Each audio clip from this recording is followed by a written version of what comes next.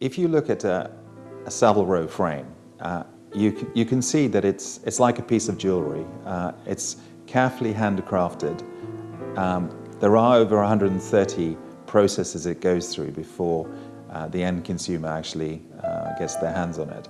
It is for the discerning customer. It's not for everyone, but it is for those who appreciate quality and appreciate age-old craftsmanship.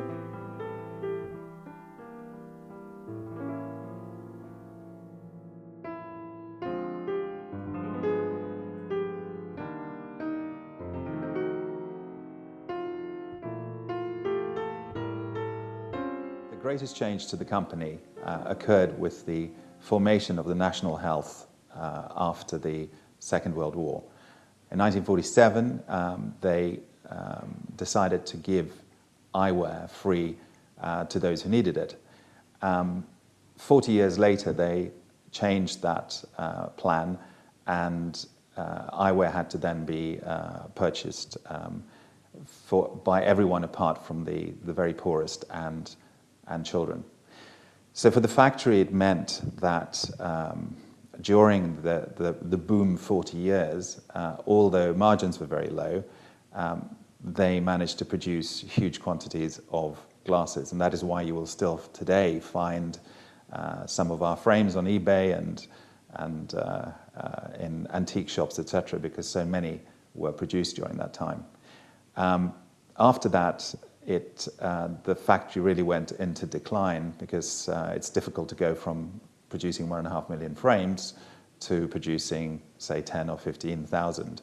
So the workforce went from 350 to, at its worst, about 10 people.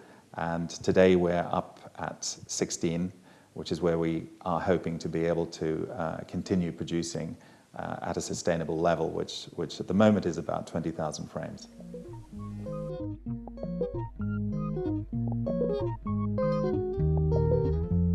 So the interesting thing about Algha is that it's been owned by large companies, including Bausch & Lomb, who used to own Ray-Ban. In fact, the very first aviator was made here as a byproduct, effectively, of supplying the Royal Air Force with aviator glasses. So I think Ray-Ban credits the aviator to be born in 1937. Already in 1934, 35, 36, Algha was producing very much that frame.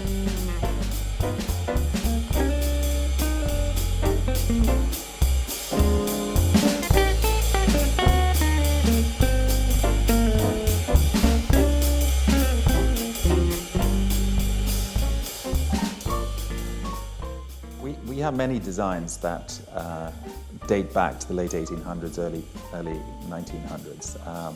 Many modern designers have utilized our styles. We have a panto, which is the one that John Lennon used, for instance, which has largely been used in everything from Giorgio Armani to more avant-garde frame designers.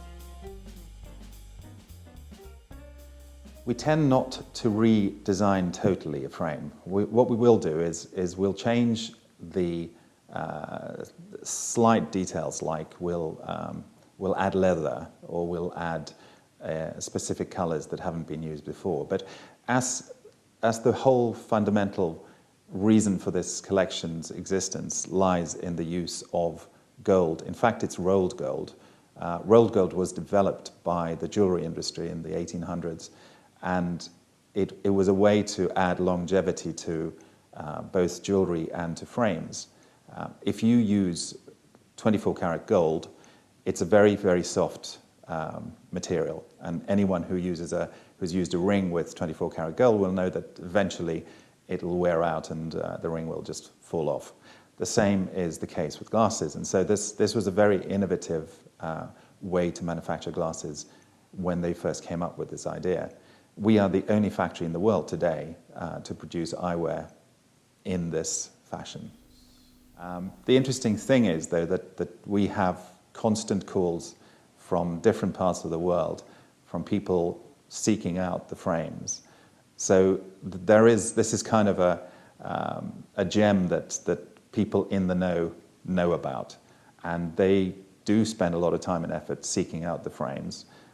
We've had calls from Brazil, we've had calls from Korea, from many parts of the world basically.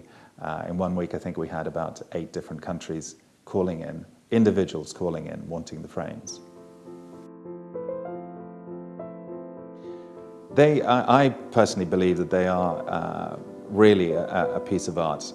We actually have, not on display here, but we do have some frames that we actually have in that are framed, and it is a piece of art, especially when you look at the amount of man-hours that goes into making each frame. It takes, on average, about 3 weeks to make one of our rolled gold frames. The processes it goes through, etc. We stick to the original way of making them, which means that they are a piece of art.